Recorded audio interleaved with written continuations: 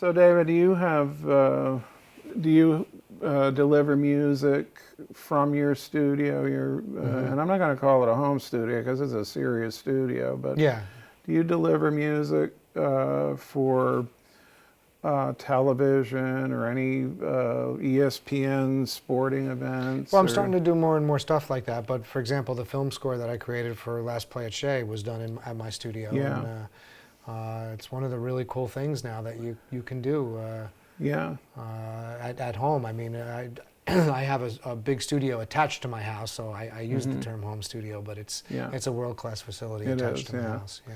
I know that the students here yesterday were listing off all your gear. Yeah. It was interesting. So when you know the students here in our music production program and the students that are in our recording program, a lot of things in the industry have changed. We all know that, and people are doing deliverables in different fashions and sharing one way or another between cities, and a lot of things are changing now. Maybe the technology isn't perfect yet, and we know we've got a long way to go with some of this, but for a student that has a laptop and a MIDI keyboard and a microphone and talent that they want to release,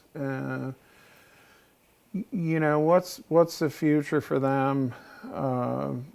What do you think the most important thing for these people that may not have music theory, strong music theory backgrounds, but they're talented and they can get sounds out of a box, and can they be successful? And Well, sure. I mean, whether they become a writer or whatever, but they should go and get educated, come to a Full Sail, and learn about your craft and learn a large skill set, because you never know which thing is going to catch or which combination of things you're going to need to do to make a living and still stay in the music business. That's right. So I've been fortunate that I have a lot of different skills, from synthesizer programming to orchestration to engineering, producing, composing. All these things are different aside from just being a keyboard player. Right. And no one of those would have enabled me to make a good living all these years. But the combination of those